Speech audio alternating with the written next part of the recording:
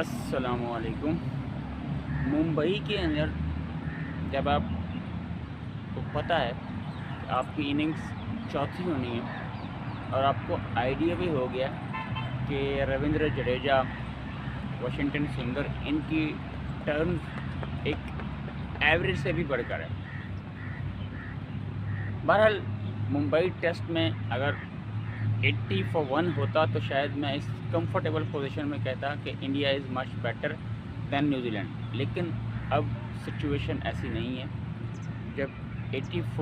For 4 था, एक लम्हे पे ऐसा लग रहा था कि 76 फॉर 1 था, लेकिन ऑल ऑफ द सडन जो पिछले कई अरसे से इंडियन टॉप ऑर्डर के साथ हो रहा है अगेंस्ट स्पिन अटैक, तो ये एक मेरे ख्याल में एक मुश्किल सूरत हाल है कि यार अभी इस टेस्ट के बारे में या दूसरे टेस्ट हम कुछ इस पे परसेंटेज वाइज बात करें। ऑब्वियसली एक अच्छी बॉलिंग की रविंद्र जडेजा ने, हालांकि कल उनको सीएसके ने रिटेन किया आईपीएल के लिए, उनके लिए खुशखबरी थी, लेकिन उन्होंने बताया कि अभी भी उनके अंदर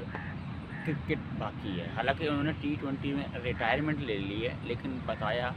कि टेस्ट क्रिकेट के अंदर अगर टर्निंग ट्रैक हो, अगर विकेट आपको सपोर्ट कर रही हो, तो आपने किस तरह बॉलिंग करनी है, उसका भरपूर साथ दिया वाशिंगटन सुंदर ने, जो लगभग पिछले 3 टेस्ट इनिंग्स में 15 विकेट्स ले चुके इंडिया के लिए अगेंस्ट एक ऐसी माइटी न्यूजीलैंड के अगेंस्ट। तो छोटी मोटी टीम के अगेंस्ट में नहीं, न्यूजीलैंड, माइटी न्यूजीलैंड के अगेंस्ट उन्होंने 15 विकेट लिए। तो कहीं ना कहीं रोहित शर्मा का वो डिसीजन कुलदीप को बाहर करके वाशिंगटन को ले आना पिछले टेस्ट में भी सही साबित हो रहा है और हमें इस टेस्ट में अभी तक सही साबित नज़र आ रहा है। ऑब्वियसली न्यूजीलैंड ने भी काफ़ी हद तक स्ट्रगल किया। एक लम्हे पे ऐसा लग रहा था कि 170 फॉर 3 कि न्यूजीलैंड 350 पौने 400 के आसपास रन करेगी, लेकिन all of the sudden Ravindra Jadeja और अपना वाशिंगटन सुंदर ने जिस तरह बॉलिंग की है, हालांकि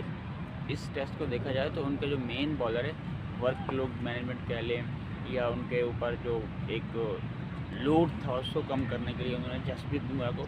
रेस्ट का नाम दिया। हालांकि इस सीरीज़ कोई जसप्रीत बुमराह के लिए अच्छी नहीं रही है, आपका वर्ल्ड क्लास बॉलर है इंडिया के लिए, और ये सीरीज़ में वो स्ट्रगल कर रहा है। ये मेरे ख्याल में इंडिया के लिए ज़्यादा परेशान कुन बात है, क्योंकि आपके सर पे ऊपर बॉर्डर गवास्कर ट्रॉफ़ी है और उस ट्रॉफ़ी ने ही आपको डिसाइड करना है कि आप WTC के फाइनल में जा रहे हैं या आप नहीं जा रहे हैं। तो मेरे ख्याल में इंडियन टॉप ऑर्डर एक उनके लिए मेजर एरिया ऑफ कंसर्न्स है, और उनकी जो जसप्रीत बुमराह की फॉर्म है, खैर वो 2 टेस्ट के अंदर वो उस तरह परफॉर्म नहीं कर पाए जिस पाए के वो बॉलर हैं, जिस फॉर्मेट को क्रॉस दी फॉर्मेट वो जिस तरह बॉलिंग करते हैं। बहरहाल डेरल मिचेल ने बड़ी एक अच्छी इनिंग खेली और बड़े रिस्पेक्टेबल टोटल किया न्यूजीलैंड के लिए, लेकिन मेरे ख्याल में मुंबई की टर्निंग ट्रैक हो और वहाँ पे एजाज पटेल का बड़ा ही कम्बिनेशन है। तो एक ऐसे लम्हे पे जब यार आपका स्कोर 74 या 80 फॉर 1 हो और वहाँ पे ऑल ऑफ द सडन आप यशस्वी जायसवाल, जब आपको पता है मेरे ख्याल में कि विकेट टर्न ले रही है, आप वहाँ पे एक और दिन का ख़ात्मा होने वाला है, वहाँ पे वो कतन एक इररिस्पॉन्सिबल रैश शॉट नहीं बनता था आपका रिवर्स स्वीप जिस पे आप बोल्ड हुए। मैं कहता हूँ कि रिवर्स स्वीप जहाँ बॉल टर्न कर रहा हो ना, वहाँ पे जहाँ 30 से 40% चांस होते हैं, वहाँ इंक्रीज़ होकर 70 से 80% चांस होते हैं बैट्समैन के आउट होने के। तो वही हुआ कल, और मेरे ख्याल में रोहित शर्मा को शायद डांट करनी चाहिए, डांट पिलानी चाहिए अपना ड्रेसिंग रूम में कि यार एक तो एंड था और आप एंड पे आके ऐसी इररिस्पॉन्सिबल शॉट मार रहे हैं यहाँ उसकी कतन कोई ज़रूरत नहीं। Same goes for Virat Kohli कि यार वहाँ पे मेरे ख्याल में मैं ज़ाती तौर पे ये समझता हूँ कि फ़िटनेस वर्सेस फिटनेस थी, कि जिस टाइप की विराट की फ़िटनेस है उससे मेरे ख्याल में 2 गुना बढ़ के अगर आपने उसको रन आउट करना है तो 2 गुना बढ़ के एथलेटिसिज्म दिखाना पड़ेगा, और वही हुआ कल। मैट हेनरी की डायरेक्ट थ्रो, शायद दुनिया का कोई और बॉलर फील्डर होता तो शायद विराट कोहली बच जाते, लेकिन वो जिस तरह थ्रो लगी आई मीन अनबिलीवेबल थी। वो विराट की फ़िटनेस वर्सेस मैट हेनरी की फ़िटनेस थी, क्योंकि वो न्यूजीलैंड की टीम में शायद कोई एशियन टीम होती तो शायद विराट बच जाते, लेकिन वो मैट हेनरी थी तो कहीं ना कहीं आप ये कह सकते हैं कि इंडिया मुश्किलात का शिकार है। इस टेस्ट सीरीज़ के अंदर बड़े बड़े एक्सपोज हुए हैं। बॉर्डर गवास्कर सीरीज़ से पहले इंडिया के लिए बहुत से मेजर एरिया ऑफ कंसर्न है। आपका टॉप ऑर्डर परफॉर्म नहीं कर रहा, आपका शुभमन गिल फॉर्म में नहीं है, आपका जायसवाल उस तरह से रन नहीं कर रहा, आपका कैप्टन हालांकि अच्छी निक में नज़र आ रहा था, जिस तरह उसने 3 बाउंड्रीज लगाई, लग रहा था कि आज रोहित का दिन है, लेकिन वो भी स्लिप में आउट हो गए। एक जो एरिया मेरे ख्याल में इंडिया का सबसे अच्छा है, जिसको मैं बड़ा वो काफ़ी अरसे से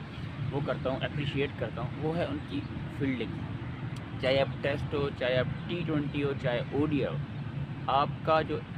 फील्डिंग का एरिया ना, वो मेरे ख्याल में अगर आपको 10, 15, 20 रन शॉट्स भी हैं तो आपको फील्डिंग वहाँ से सेव कर सकती है। तो वो काफ़ी इम्प्रूव नज़र आया इस पूरी सीरीज़ में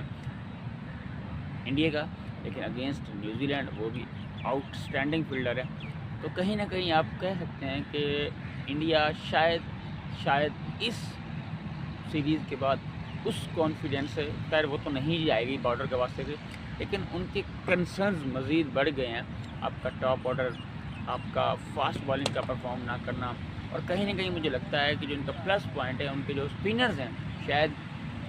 वॉशिंगटन, अश्विन, जडेजा जैसे एक्सपीरियंस स्पिनर्स कहीं पर भी नहीं है। क्योंकि ऑस्ट्रेलिया के अंदर आपको बॉन्सी ट्रैक मिलेगा, मोस्टली उनकी होम सीरीज़ है, तो वो विकेट्स भी अपने हिसाब से तैयार करेंगे। मेरे ख्याल में वहाँ इंडिया स्ट्रगल करने वाला है। पिछली 2 सीरीज़ जिस तरह वो जीता है बॉर्डर गवास्कर की, तो पूरा का पूरा क्रेडिट जाता है ऋषभ पंत को। लेकिन ऋषभ पंत इस सीरीज़ में वो उस तरह हमें टच में नज़र नहीं आए। हो सकता है मुंबई में शायद उनका दिन हो, आज उनका दिन हो, तीसरा दिन हो, लेकिन मेरे ख्याल में एक एरिया कंसर्न्स बहुत है इंडिया के लिए बॉर्डर गवास्कर ट्रॉफी से।